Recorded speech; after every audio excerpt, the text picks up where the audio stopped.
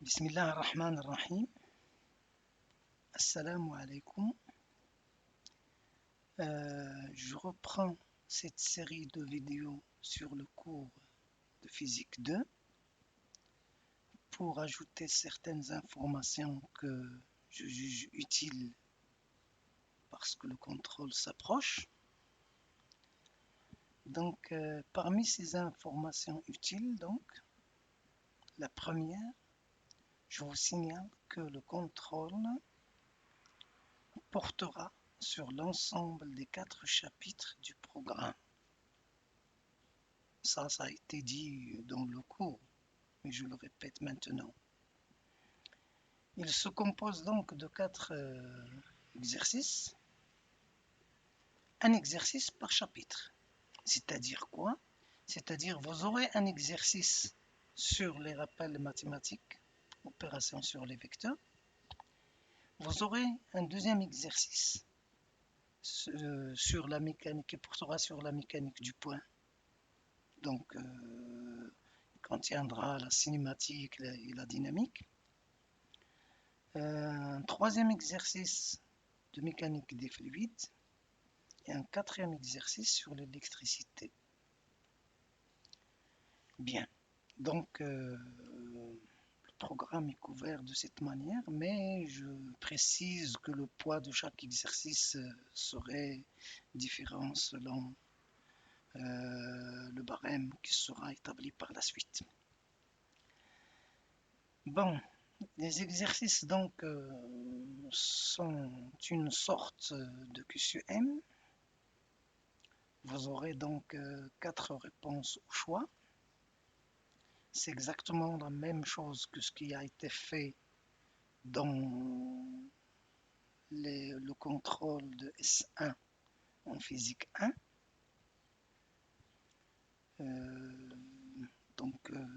Vous avez l'habitude d'utiliser ce type de contrôle. Bien, donc dans la suite, je vous propose ici un résumé du cours sous forme de rappel de l'essentiel des chapitres. Ces rappels-là seront accompagnés des exemples d'application qui permettront donc une meilleure compréhension du contenu du chapitre. Donc on commence par le chapitre 1, rappel mathématique. Donc ce chapitre, il contient tout d'abord une définition du repère d'espace. En mathématiques, donc, un repère d'espace, c'est un point O avec 3 vecteurs de base, c'est-à-dire 3 axes, X, Y, Z, dont l'origine, c'est le point O. Alors, les vecteurs de base sont notés IJ,K, avec IJ, c'est les vecteurs de base du plan horizontal, et K, c'est la verticale ascendante. Les opérations donc sur les vecteurs, ils contiennent bien sûr la somme, le calcul de la norme du produit scalaire. Donc on va passer par exemple à partir d'un vecteur U dont les composantes sont x1, y1, z1, respectivement donc suivant IJK, c'est-à-dire que le vecteur U s'écrit sous cette forme-là ou bien sous cette forme. Ici donc c'est les composantes du vecteur U uniquement. Ici donc c'est l'écriture du vecteur U égale. Exemple, le vecteur U par exemple est égal à I moins 2J et le vecteur V est égal à moins 4I plus K. Ces deux vecteurs ont pour composantes respectivement, donc pour U c'est 1, moins 2, 0. La troisième composante selon k c'est 0. Et les composantes de v, c'est moins 4, 0 pour j et 1 pour k. Donc, l'écriture d'un vecteur, il peut s'écrire soit sous forme de, par exemple, de u égale, et j'ajoute les vecteurs de base, ou bien uniquement, je mets le vecteur u, entre parenthèses, les composantes de ce vecteur-là, et je sais que ce vecteur, il est exprimé dans une base bien précise. Bien. La somme de deux vecteurs, c'est la somme des composantes de chaque. C'est la somme des composantes selon chaque vecteur de base. Par exemple, ici pour u plus v, vous avez la première composante de u, c'est 1, plus donc moins 4. Donc 1 moins 4 est égal donc à moins 3. C'est écrit ici. Alors la deuxième composante, c'est moins 2 plus 0. Donc c'est moins 2j. La troisième composante, donc c'est 0 plus 1, donc plus k. Et j'obtiens donc le vecteur somme u plus v. La norme d'un vecteur, ça a été fait en cours, donc je rappelle ici, c'est la racine carrée du produit scalaire de u par u. Et le produit scalaire de u par u, c'est-à-dire la somme des produits des composantes. Ici pour u, donc les composantes sont 1 moins 2, 0. Donc c'est racine de 1 au carré plus moins 2 au carré. Donc est égal à racine de 5. Et pour v, c'est racine de moins 4 au carré plus 0 au carré plus 1 au carré. Donc c'est racine de 17. Bien. Le produit scalaire de uv, je sais qu'il est égal au produit scalaire de vu, c'est commutatif. L'opération de produit scalaire est une opération commutative. Donc ce produit scalaire, donc, c'est la somme des produits des composantes de chacun des vecteurs. Donc c'est ici par exemple, c'est 1 fois moins 4 plus moins 2 fois 0 plus 0 fois 1. Donc j'obtiens moins 4. Bien. Le cosinus de deux vecteurs, il est défini comme étant le produit scalaire de ces deux vecteurs sur le produit des normes. Pour u et v, j'ai déjà calculé le produit scalaire, c'est moins 4. Et j'ai déjà calculé la norme de u et la norme de v, donc c'est racine de 5 fois racine de 17. Donc voilà.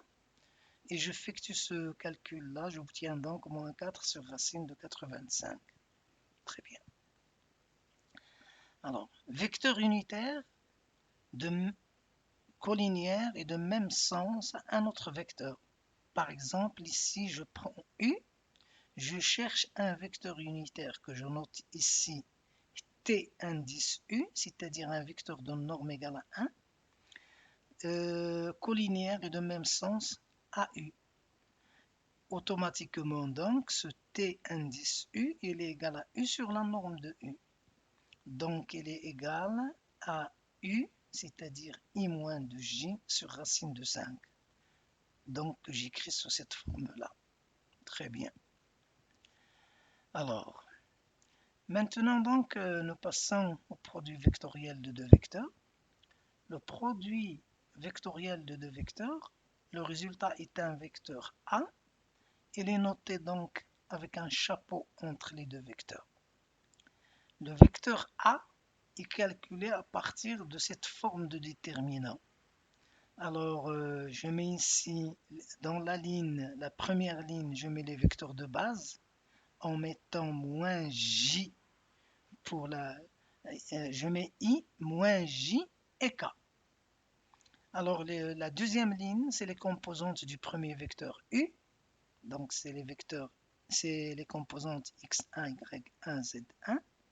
Et pour V, donc, c'est x2, y2, z2.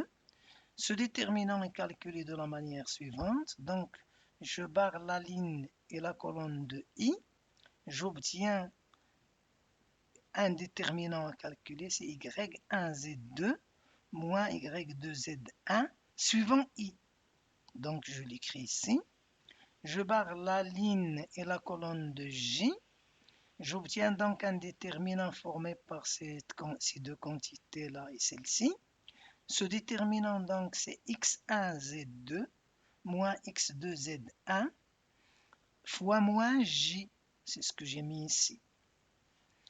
Puis, pour le vecteur k, on obtient donc x1 fois y2 moins x2 fois y1. C'est ce qui est écrit là, suivant k. En notant ici, j'ai mis ici moins j parce que je multiplie le déterminant obtenu en barrant la ligne et la colonne de j et je le multiplie par moins j, donc j'ai un signe moins de l'extérieur, donc c'est comme ça que ça se calcule le produit vectoriel. Très bien. Le vecteur A étant calculé, il reste à connaître son sens. Le résultat d'un produit vectoriel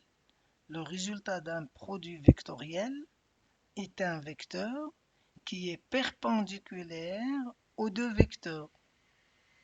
Donc, il peut être soit orienté vers le haut, soit orienté vers le bas, suivant l'écriture de l'expression produit vectoriel. Donc, si je mets U vectoriel V, c'est-à-dire je vais dans ce sens, U vectoriel V, alors A est orienté vers le haut. Dans le cas où je mets V vectoriel U, le A va être orienté vers, le résultat va être orienté vers le bas. C'est-à-dire si je change, si je mets V vectoriel U, donc j'ai fait cette orientation-là, le tire-bouchon, donc il donne un vecteur orienté vers le bas. Très bien. La norme de A, il se calcule donc, c'est la norme de A, elle est égale donc à la norme de V, de U, fois la norme de V, fois le sinus de UV. Bien.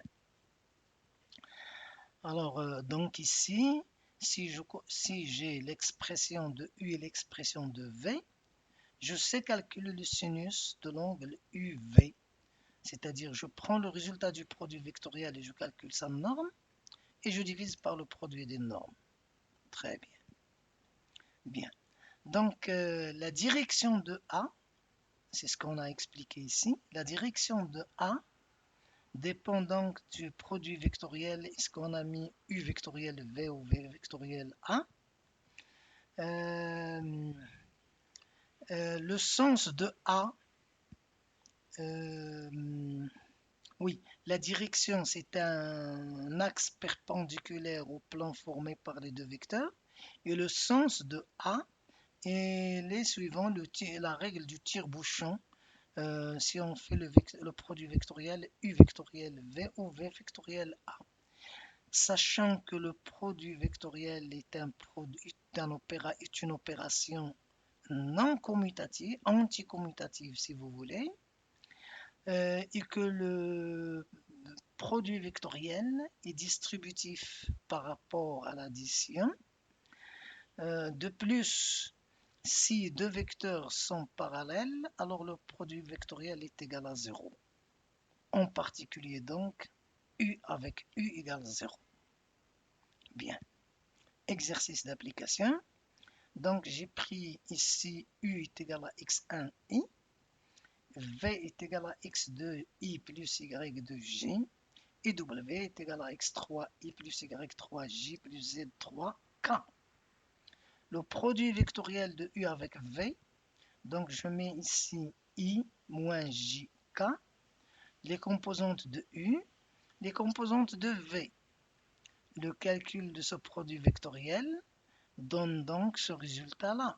C'est facile à faire, ce n'est pas difficile. Donc la règle du déterminant, donc je barre la ligne, je barre la colonne, 0 fois 0 moins 0, donc c'est 0 suivant I. Pour J, donc, je barre la ligne, je barre la colonne, x fois 0, x fois 0, donc c'est 0 suivant J. Donc il reste une seule composante, c'est la composante selon K. Donc U et V, on peut le comprendre à partir des écritures de U et de V.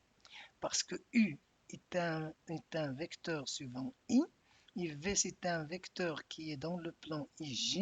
Donc, automatiquement, le produit vectoriel de U et V est porté par l'axe K. Maintenant, je fais un double produit vectoriel, c'est-à-dire je prends ce produit vectoriel-là, le résultat de ce produit vectoriel, et j'en fais le produit vectoriel avec W. Donc, je mets toujours I moins JK. Les composantes du produit vectoriel UV, c'est 0, 0, x1, y2. Et les composantes de W, c'est ces composantes-là. Si je calcule ce déterminant, donc j'obtiens le résultat suivant. Donc, c'est un produit, c'est un vecteur porté par qui revient au plan IJ. Mazien. Un autre exercice, on donne le vecteur U est égal à I plus J moins 2K et on demande de trouver les composantes de ce vecteur, de calculer sa norme, son produit scalaire avec J et son produit scalaire avec I. La deuxième question, calculer le cosinus de l'angle OYU, c'est-à-dire de l'angle que fait U avec l'axe OY, de l'angle, le sinus de l'angle que fait U avec OX. Donc, d'une part, je calcule le cosinus, d'autre part, je calcule le sinus. On va voir comment les calculs sont faits. Donc, U est de composante 1, 1, moins 2. Sa norme, c'est racine de 1 plus 1 plus 4. C'est le carré de ce composante, la somme des carrés de ce composante. Donc, c'est racine de 6.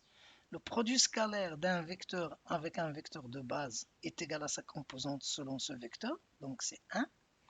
Pour U avec le produit vectoriel de U avec I, donc c'est ce résultat-là. Donc je prends U et j'en fais le produit vectoriel avec I. I avec I, c'est 0. Et J avec I, c'est moins K. Donc c'est ce qu'on a obtenu ici. Et K suivant K vectoriel I, donc c'est J avec le moins qui se trouve ici, donc c'est moins 2J. Très bien. Cosinus de l'angle OYU. OY est représenté par l'axe J, par le vecteur J. Donc le cosinus est égal au produit scalaire de J avec U sur le produit des normes. Et j'obtiens donc 1 sur racine de 6. Alors le sinus de l'angle OX avec U. OX est représenté par le vecteur I. Donc, c'est comme j'ai ici le sinus, donc c'est la norme de I vectoriel U sur le produit des normes. Alors, le produit vectoriel de I avec U, je pense qu'on l'a déjà calculé ici, de I avec U, c'est ce résultat-là.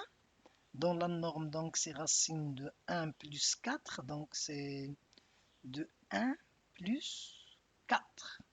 Donc ici, normalement, c'est racine de 5 que je dois écrire. Alors ici, donc, c'est racine de 5 qui est égale sur racine de 6. Donc, on doit barrer cette partie-là.